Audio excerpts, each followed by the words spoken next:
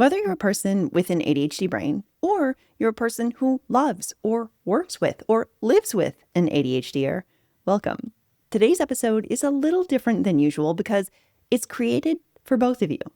To my ADHD listeners, my goal with this episode is to offer some language to describe your internal experience, since I know how hard it can be to find these words, and I hope that this can be a starting point. And to the partners and friends and family members tuning in, first, thank you. Thank you for being here. My goal here is to give you an inside look into the ADHD brain, not to make excuses, but instead to help build a bridge of understanding. In fact, my overarching goal with this episode is translation and connection. Because when we can both better understand why the ADHD brain freezes on a task, or why time seems to vanish, or why dysregulation happens, we can then move away from blame and shame and judgment on both sides and move toward curiosity by asking, okay, well, given this is how the brain works, how do we want to move forward? What supports might we need? This is episode 343 of the I'm Busy Being Awesome podcast, and today we're building supports to strengthen our ADHD brains and our relationships. Let's dive in. Hey everybody, welcome back to the podcast. I am thrilled that you're here, and if you are new to the podcast, welcome. Thank you for listening. I'll be honest, the topic of creating an episode for partners and friends and colleagues of ADHD brains, this topic has sat at the top of my podcast ideas list for over a year. I think it's such an important topic, and it's one that I wanted to do, quote, right. And for anyone who has listened to my podcast before, you may have just heard that perfectionist thought right there in the one little sentence, wanting to do it, quote, right. This is such a common obstacle for ADHD brains, and it can completely keep us stuck. I unintentionally decided there was apparently a, quote, right and wrong way to present this information, and I wanted to capture every nuance in a really clear and supportive way for everybody watching. I also felt super uncomfortable attempting to capture and speak for the general experience of ADHDers when I certainly don't know everyone's experience. I only know my experience and what my clients have shared with me. So I'm offering all of this as a caveat right up front to say I won't be able to capture everything in this episode. It would be way too long.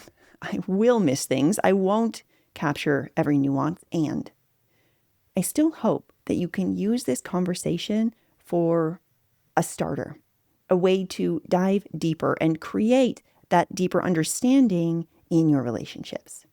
So again, thank you all for being here, because here's what I see happening in so many relationships where ADHD is part of the picture. Whether it's romantic partnerships, friendships, family dynamics, work relationships, there is frustration on both sides. Frustration, real, legitimate frustration, and it's happening for everybody. If you are the non-ADHD person, you might be experiencing things like tasks that don't get done even though they said they would, forgotten plans, running late, again. Maybe it's watching someone struggle with looks like a seemingly simple task and wondering why don't they just do this? Maybe you're navigating some intense emotional reactions that come your way seemingly out of nowhere. Maybe you feel like you're walking on eggshells because you never know what might trigger a shutdown or a big defensiveness or something. And if that is your experience, of course you feel discouraged or frustrated. This is genuinely hard. You might feel like you're doing all that heavy lifting, or that maybe they don't care enough to try. And those feelings make total sense given what you're seeing. Now, if you're the person with ADHD, you might be experiencing something completely different, even though the situation is the same. Your experience might be that you're trying so hard, and that effort just isn't recognized by yourself or others. Instead, it's just seen as failing to do the thing yet again. You care so deeply about the thing that you forgot, or the person you let down, or the task you can't seem to start. You do care so much, and you're so frustrated that you can't seem to get started. You're already beating yourself up way more than anyone else could. You feel constant shame about all the ways you think you're falling short, which of course makes you want to hide because shame always tells us to hide. You're likely exhausted from the effort it takes just to function at all in a way that is apparently everyone else's baseline. You are driven by the very real fear of disappointing others. You feel incredibly misunderstood because your struggle is invisible. And you know there are people who probably think you're lazy or you just don't care, when the exact opposite is what's actually true. And if that's your experience, of course you feel incredibly discouraged and frustrated. Of course you feel exhausted. This is genuinely hard on your end as well. So here's the thing I want to highlight. You both actually want the same outcome. You both want connection. You both want to feel understood and valued. You both want this relationship to work. You both want to feel capable and respected and appreciated. It's not one person versus the other. For example, if I'm thinking of my husband, Ryan, who does not have ADHD, and myself, it's not me versus him. We actually want the same things. The challenge right now is that we're often seeing different angles of the same problem. And when we don't have that shared understanding of what's actually happening, it's really easy to make an incomplete or inaccurate assumption about one another. It's kind of like we're trying to put together a 1,000-piece puzzle, but you have 500 pieces and I have 500 pieces, and we both think we have the complete picture. But in reality, we're missing half the vision because we haven't come together yet to create that shared understanding. So again, the non-ADHD person might be thinking, well, clearly they just don't care enough. If this really mattered to them, they'd actually do it. And the ADHD person might be thinking, they just don't understand how hard I'm trying. They must just think I'm lazy. I can't ask for help. I mean, I should be able to just do this all on my own. Then both of these stories that we tell ourselves create distance, probably some resentment. They make us feel like we're on opposite sides. But what I want to offer today is I genuinely believe that if you're both watching this, you're on the same team. What if that's true? What if this isn't about one person being a problem to fix? What if it's about understanding the actual obstacles in the way so that you can both figure out solutions together because you want the same thing? That's my goal for us today. I'm going to share with you what's actually happening underneath the surface for the ADHD brain in some really common scenarios, situations that come up time and again in ADHD relationships. Because when we can understand that why, when both people can see what's really going on here, we can figure out the how together. We can move from this, what's wrong with you, which, by the way, the ADHD person thinks to themselves too, what is wrong with me, to, hold on, what support do we need? We can move from that frustration and blame to curiosity and collaboration. So let's walk through some of these common scenarios from both perspectives. Again, this will not be a full recounting. I'm probably going to present perspectives that might be different from how you experience it. That's okay. In fact, that's a great opportunity to use it as a jumping off point for conversation of how it might be different for you. So as you listen to this episode, whether you are listening on your own or maybe you're listening right now with the other person, here are a couple of questions to keep in mind. Which of these scenarios that we talk about today show up most often for us? Is there one specific pattern that we keep running into? What might support look like for both of us in that situation? How can we remind ourselves that we are on the same team, especially when things get hard? Okay, so with that, let's explore some common scenarios. We'll start with that one task that just stays on the to-do list. Okay, that task that doesn't get done, or another way to say this might be the task that perpetually stays on the list. Yep, it's on my list. Don't worry, it's on the list, but it never gets done. Maybe it's scheduling that doctor's appointment or responding to an important email. Maybe it's a phone call that's just been on the list for weeks. It's nothing huge, but it's something that both of you want to have happen. And for the sake of this example, let's say it's calling the insurance company to figure out what's covered when it comes to some procedure or some medication or something, okay? So there's this phone call that the person with ADHD wants to make. It's been on the list. From the non-ADHD perspective, you might see this and think, it has been 3 weeks. This is going to take 10 minutes. Why haven't they done it? Do I need to do everything myself here? Does this just not matter to them to follow through? Why don't they care? And look, those thoughts, totally understandable. Because from the outside, it really can seem like it's just a choice. Like if they cared enough, they'd pick up the phone and they'd make it happen. It makes sense why the brain would go there. Now, from the ADHD perspective, what might actually be happening on the inside is that every single day, that task is there. It's on the list. It's certainly on the mental list. And they think something like, okay, I need to do that. I really have to do that today. The intention is there. The care is there. But when it is time to actually start, they hit this invisible wall. Oftentimes what's happening in situations like this is executive dysfunction. So all brains, ADHD or not, have what are called executive functions. And this is housed in the prefrontal cortex, the front part of our brain. And these are the things that allow us to start tasks, get organized, break down plans, remember to call back your sister, remember to get coffee beans on the way home, okay? I talk about our executive functions as the key to successful adulting. And ADHD brains, our executive functions are pretty impacted. So in this current example where we're not making the phone call, the brain's start button, that task initiation, it's not working for some reason. And I know that might sound strange if you don't tend to experience any type of struggle with executive functions, but imagine that you want to do something. It's something you know is so important. You want to do it, but sitting down to do it and starting and not being able to begin, it's so frustrating. It's like there's just this disconnect between the intention of knowing what to do and what you want to do and not being able to do it. And then we add another layer on that, because even more frustrating and confounding is the fact that some days our executive functions work just fine. They show up great. They shine. We get the emails sent. We make the calls. Things happen.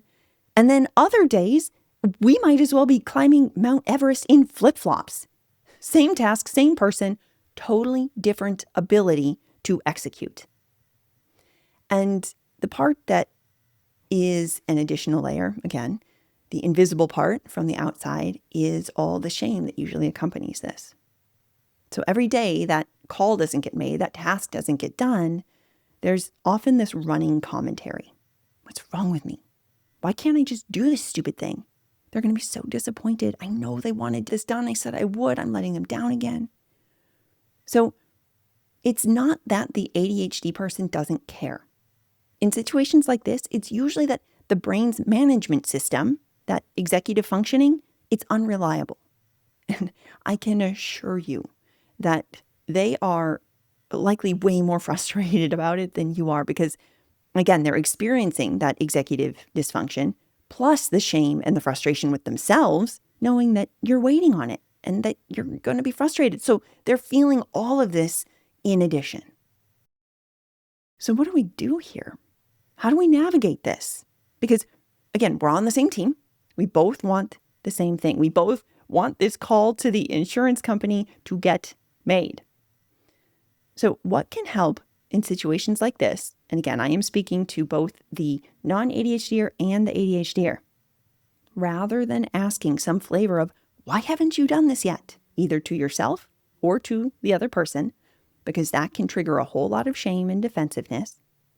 We want to try and come in with a bit of curiosity. So for the ADHDer, you might be thinking to yourself this. To the non-ADHDer, you might be literally saying something like this. I noticed this hasn't happened yet. What's making this particular task challenging? Do you want to talk it through? How can we figure this out together? Let's see if there's some friction in the way. What's making this challenging? And maybe you find that the solution is breaking it into smaller steps because there's actually a lot involved in making that phone call. They have to find the number and look up the insurance information and find the group number and the subscriber ID or whatever and figure out what the prescription is and whether it fits in this category or that. And then they have to make time to sit on hold, but they don't know how long they'll be on hold. And then they're in waiting mode and they don't know how long they might need. All of that can quickly overwhelm the brain and make it freeze up because they don't have that executive functioning to break down the steps and help us move forward. So if you can break down those steps together, that can be really supportive. Other solutions might be body doubling. This is where you literally sit together while the work gets done. Sometimes we just need someone to co-regulate with us.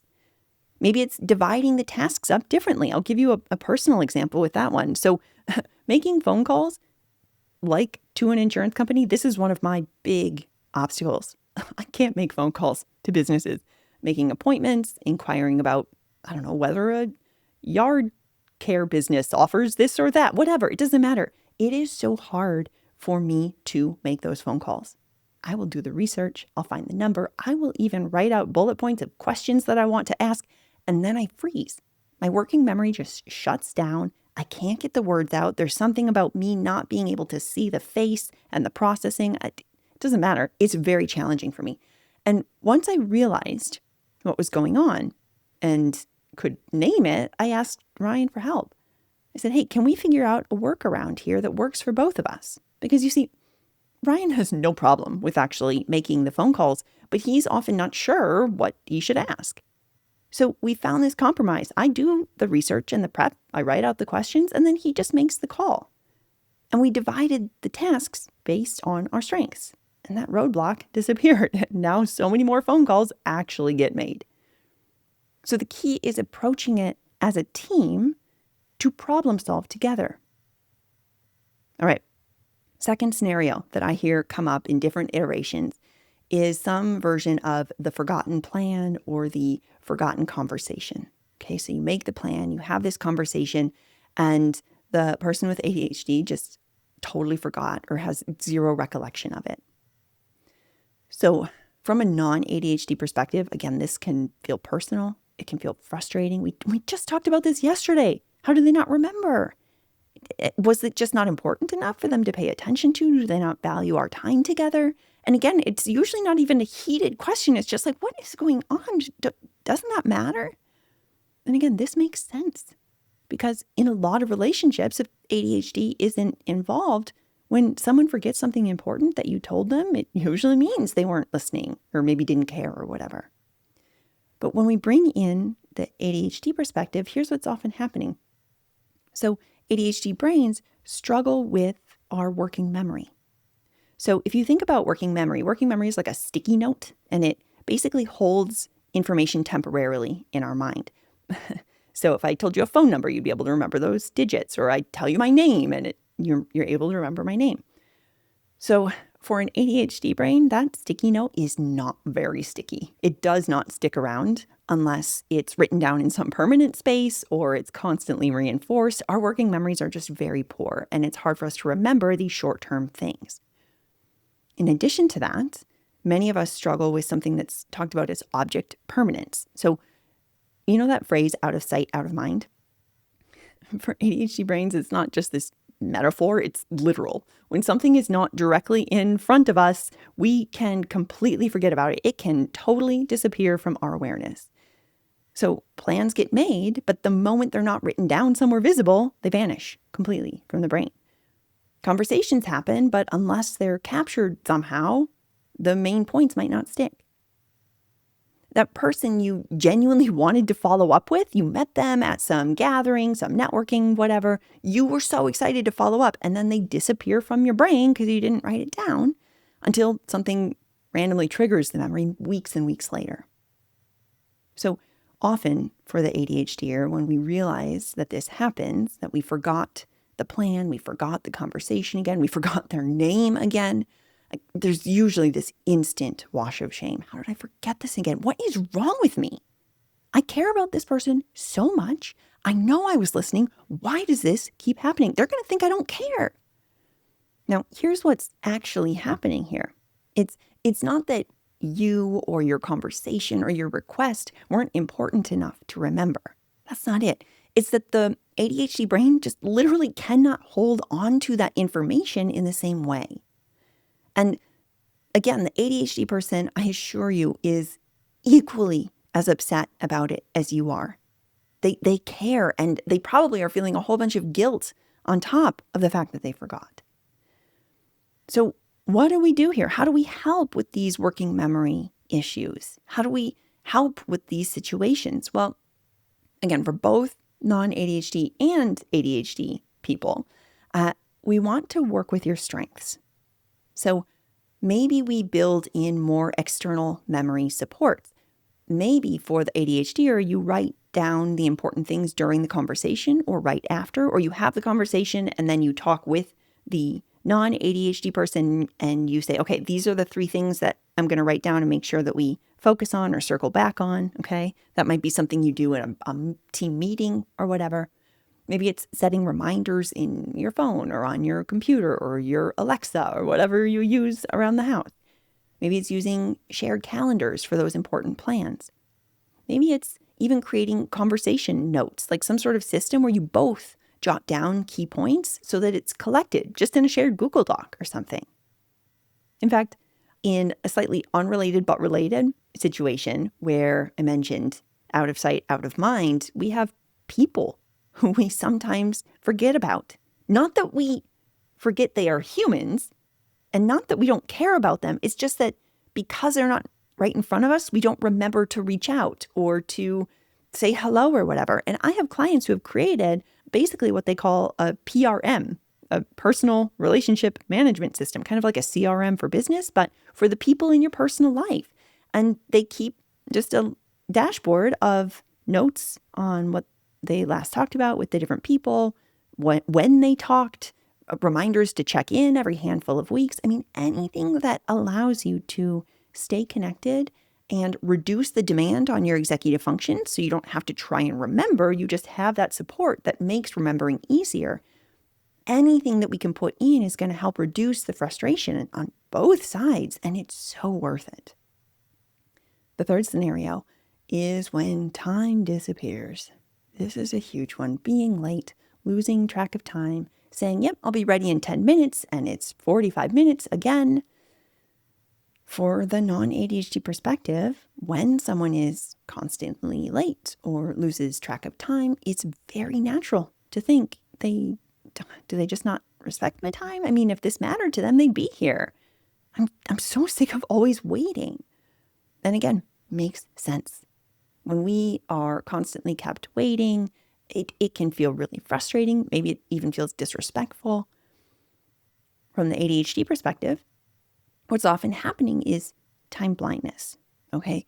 So for ADHD brains, we struggle with our awareness and knowing the passage of time. So time is either now or not now for an ADHD brain. That's it.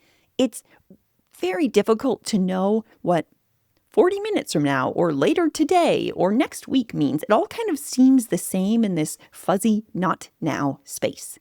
I used to tell Ryan, I'm going to just go take a quick shower. I'll be back in 10 minutes. We can have dinner. And one day he finally said to me, Paula, it's 27 minutes every time. It's never 10 minutes. I genuinely believed it was just 10 minutes. I wasn't trying to mislead, right? My brain just doesn't accurately estimate time, and I never really timed it. I just assumed it was 10 minutes.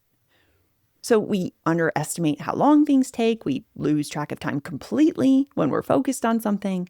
We feel genuinely shocked when deadlines arrive because they were living in not now for months, and suddenly they're now, and we're scrambling.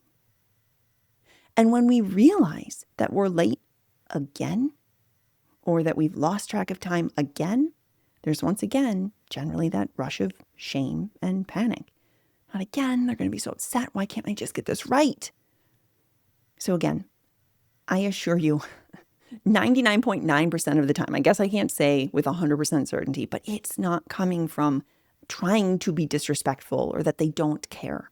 It's this genuine neurological difference in how we perceive time and how we experience time. And so what we can do here is, for the ADHD brains, really make a concerted effort to create ways to track the passage of time because we don't feel it in the same way. Whether that's using time timers. I'll show you mine here. It's giant because I always need to have it as big as my face, right in my face, seeing how it passes. Okay, so whether it's using a time timer or maybe you have your watch buzz or ping every hour so you know that time is passing, or every 30 minutes. Maybe it's reminders on your phone, alarms in another room that make you actually get up and turn it off. Whatever it is that you need to create awareness of the passage of time. It can also be helpful to, when we're both feeling open and grounded, when we're not frustrated, to be able to talk through actual steps involved and how long they realistically take for whatever the thing is or the event is. Let's say it's getting out the door to leave for brunch with your friends. You do it most Saturday afternoons or something, and you want to talk through how long that actually takes, because the ADHD brain might genuinely think, oh, it's 5 minutes if I'm ready, 10 minutes if I'm not. But when we break it down, it's actually 25 to 30. So making that space to talk it through and really break down those times. Another useful support is building in buffer times. Just like we do for kids when it's 30 minutes till we need to leave, 15 minutes, 5 more minutes. ADHD brains, we can do the same thing. Setting a 30-minute reminder, 15 minutes till it's time to go, 5 minutes, we got to leave. Giving yourself that nudge can be really useful. And then for both groups, it's so useful to keep that communication open. Maybe there's an agreed upon expectation that if the other person is going to be more than 10 minutes late, they send you a text so you don't get stuck in waiting mode. Or let's try and do a work situation. Maybe you're working with a colleague and you've learned that they tend to let things pile up before letting anyone know they're behind, right? It's just like, oh yeah, I won't be able to get this to you. I'm behind or whatever. Maybe you make a request that says, hey, could you send a weekly update with where you're at? Send it on Mondays or on Thursdays or whatever, just with an update of where you're at on the project so that we can assess times and deadlines and that sort of thing. Okay, so that might be the first request. Now, if you are the ADHD brain receiving that request and you feel yourself freeze up because you know you are going to spin for hours over the wording of that email, that would be me. That's why this is such a specific example. Maybe you counter with something like, you know what? I really love the idea of an update so we can just be on the same page. Could we maybe make it a 10-minute stand-up every Thursday after lunch instead? Because I'm going to have a much easier time having us get on the same page. It'll be much clearer for you and a much more efficient approach if we could just talk through it rather than me trying to spin in the wording in an email. So it's all about finding what's a yes for the both of you to be able to create that connection and move forward. Okay, the fourth scenario is all about emotions, okay? That emotional reaction that sometimes seems to come out of nowhere. This one can be kind of confusing. You ask what seems like a simple question or make a comment or something, and suddenly the person with ADHD might completely shut down or spiral or snap. Whatever it is, it might seem kind of disproportionate emotional reaction to what happened. Oh, I know this well. So from the non-ADHD perspective, not my perspective, but you might be thinking something like, I just asked about the milk. Why are they so upset? What did I do wrong? I feel like I'm always walking on eggshells. I can't seem to say anything without setting them off. And look, that's a really hard position to be in. Feeling like you have to monitor every word, that is exhausting. It's also not fair, okay? From the ADHD perspective, what's often happening beneath the surface is when we are navigating our executive dysfunction, time blindness, working memory challenges, all of these things we've been talking about, right? We're already carrying a whole lot of emotion about this. How many times have I mentioned shame already on this episode? And that is not a fun emotion to feel. And for a lot of us, we've been carrying this for most of our lives. And it's really built up like a pressure cooker. So when something happens, even something seemingly, quote, small, like, hey, did you remember to grab milk? The ADHD brain doesn't just hear, did you remember to grab milk? It hears all the other things that we forgot about as well. and it piles it on, and I forgot again, and I let them down again, and I can't do anything right. And because ADHD brains tend to feel our emotions really intensely, we tend to feel them so big in our body, and we have this, again, huge rush of shame or frustration or like self anger or annoyance. It can flood our system so fast. And our nervous system then interprets this as a threat. And we go into fight, flight, freeze, or fawn. Okay, we go into that stress response.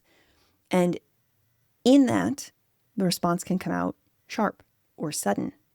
Not because we're actually mad at you or frustrated with you, but because we're so flooded with this self-directed emotion and our thinking brain has gone offline, and we just go into that fight, flight, freeze, fawn mode and respond accordingly. Okay? Again, not that that makes it easier for you, not that that's okay, but I'm just trying to describe where this might be coming from. Now, coming from it's a slightly different but still related scenario, okay? Many ADHD brains also navigate sensory overload. So these are things like really loud gatherings, super busy environments, too many conversations happening all at once, or maybe it's been a really loud, overwhelming day and then it's just the TV on that's really loud. And then all of a sudden, our nervous system can get flooded and we feel completely overwhelmed. And again, we're no longer in our thinking brain. We've flipped into that survival brain. And I'll give you an example of this for me. For years, I would get completely overwhelmed at big gatherings, and it seemed very sudden. So I would seemingly be fine. I'd be chatting, laughing, engaging, whatever, and then suddenly I wasn't. And it was like my nervous system would just flip this switch. It was not gradual, it was sudden, and I would go into survival mode and I would shut down and I just needed to get out. I was so overwhelmed. And for the longest time, I had no idea what was happening. But once I started recognizing, oh, this is sensory overload, I could spot it, and I talked with Ryan about it, and we created a system. And now when I can feel that building, usually it's after about 2 or 3 hours in a busy environment, I can just make eye contact with him, and he knows I have about 5 or 10 minutes in me. And so we either, depending on how long we've been there and what he wants to do as well, we will either just kind of wrap up and be done, or if we want to stay longer, he'll know that I need to step out. I'm going to go for a walk. I'm going to regulate, get quiet, and help myself center and feel grounded, and then I can come back in. So what's actually happening here in these emotional moments, when it's this intensity of emotion, again, it's so often not about you, even though it's directed at you. And I'm not asking anyone here to give that a pass. Again, I'm just trying to explain what's probably happening. Most of the time when this happens, it's actually about the ADHD person feeling flooded. That emotion is so big, either the emotion or the senses are so overwhelmed, and their nervous system is responding to that. So what can help here? First, for my ADHD brains listening, it is so important that we learn how to pause and recognize when that dysregulation is building, when we're feeling dysregulated, and gradually, okay, we're not perfectionists here. We're not going to just flip a switch, but we're going to work toward increasing our awareness. This takes a ton of practice because for all of our lives, we've been told that our emotions are too big and we shouldn't feel them. I'm asking you to create awareness and feel them, but to do so in a safe way. We want to learn how to recognize and allow those emotions and also communicate them in a way that is as clear and kind as possible. You know, I'm starting to feel super overwhelmed right now. I don't want to get crabby or snap or anything. Can we just pause this for a few minutes? I'm going to go take a walk around the block and clear my head, and then I'll be back. We can keep talking, right? And then the ask here is that the non-ADHD person can help allow that space. Now, the same is true on the other side, because let's be real, we all feel big feelings. If you don't have ADHD, you also will have big emotions at times, right?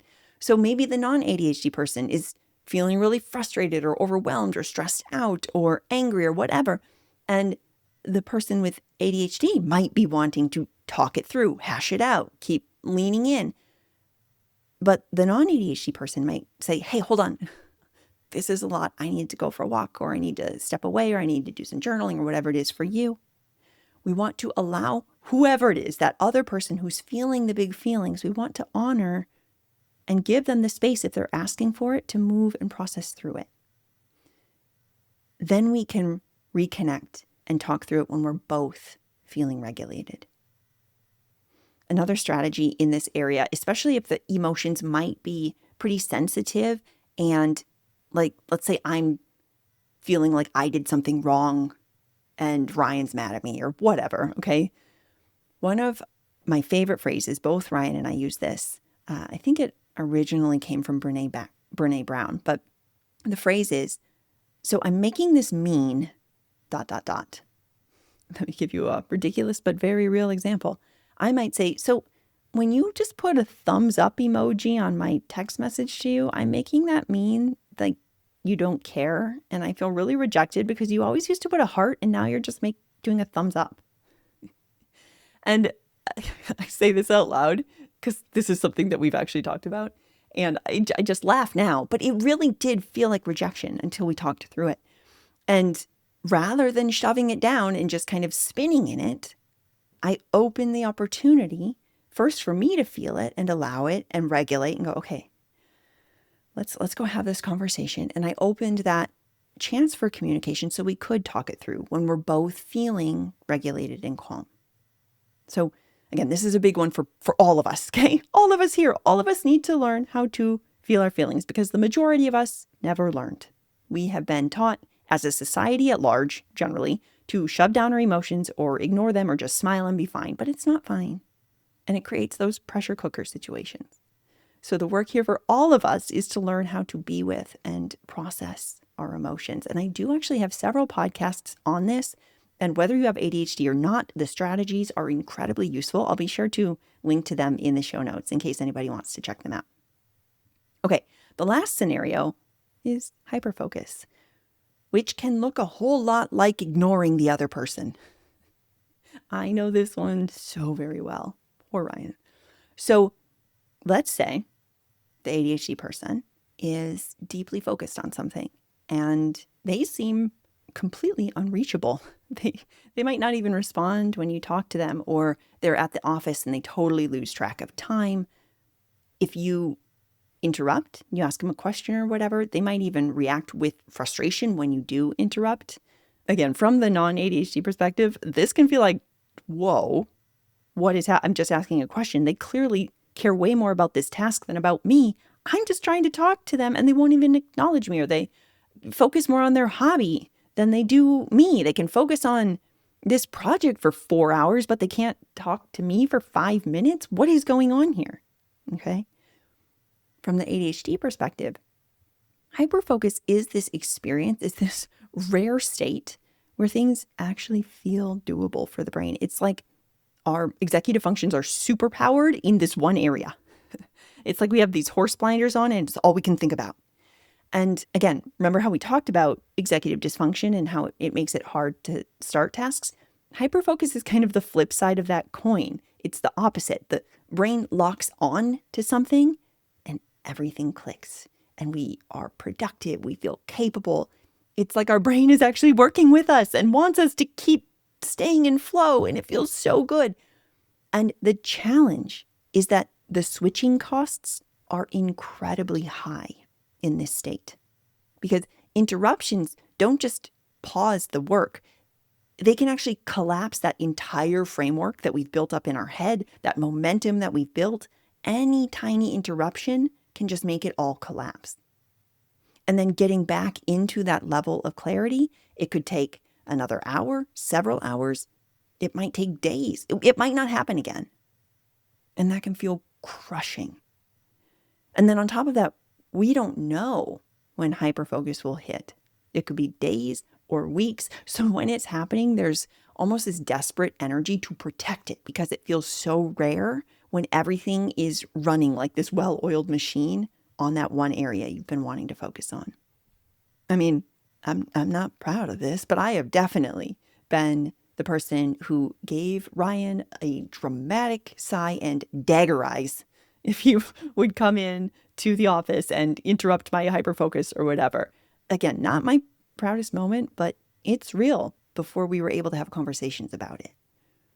So what's actually happening here is that we're not intentionally choosing the task over the person. It's not like I'm sitting here going, I love this work way more than you, Ryan, right? Like that's not what's happening, I assure you. But the brain is finally in this state where it can function well. And there is a real fear of losing that state. So what can help here?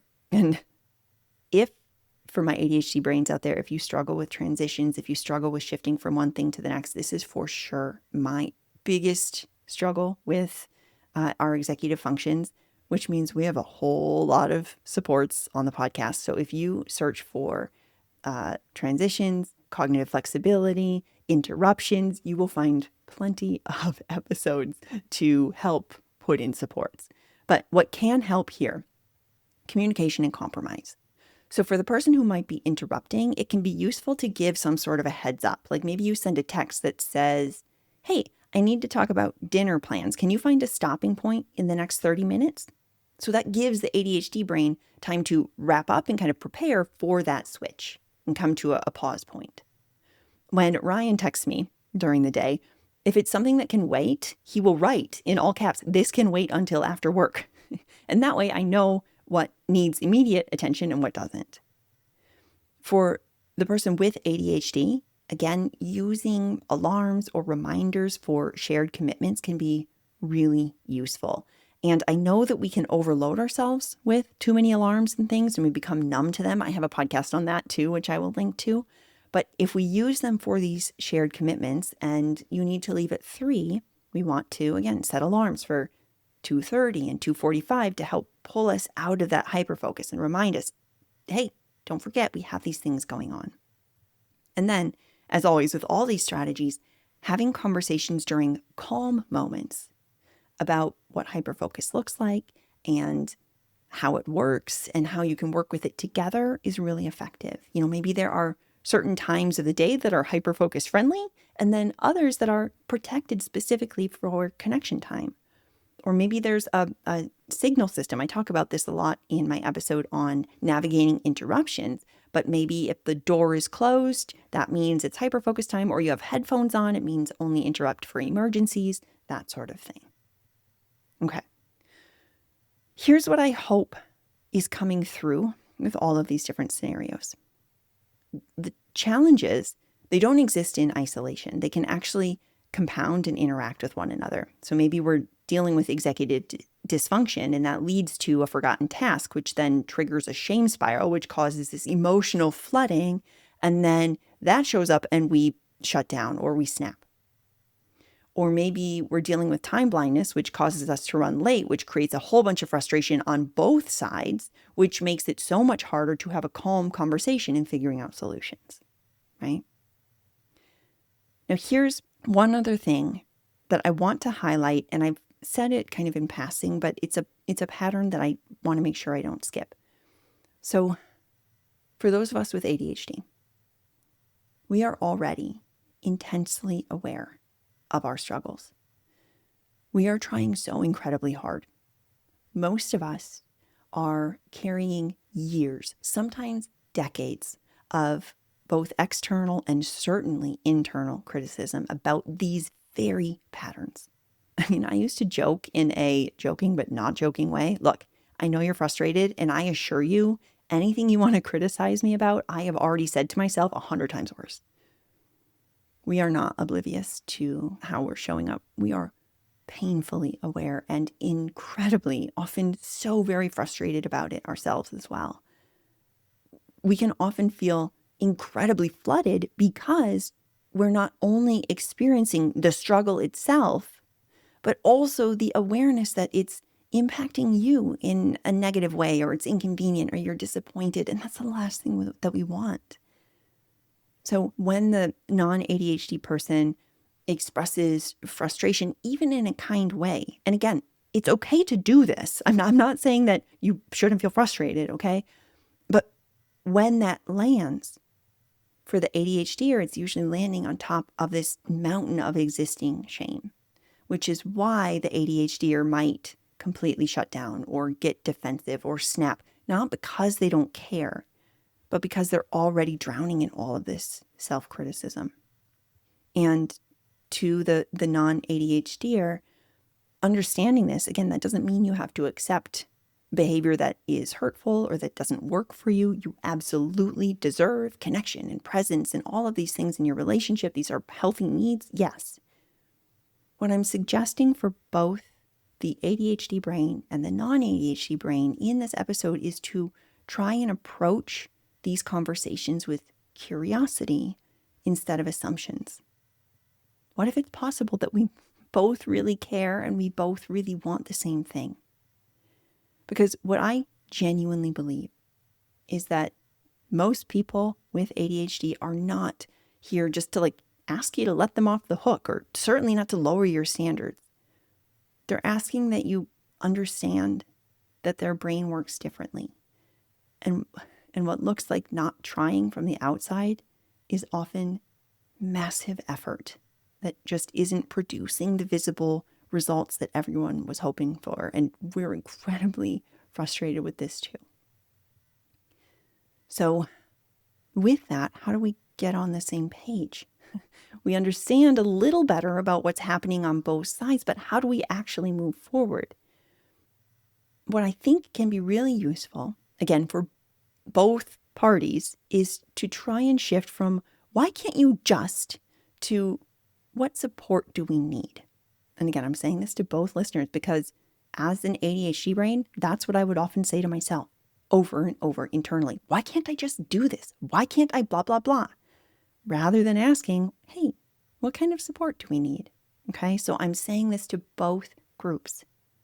We try and move from blame to collaboration.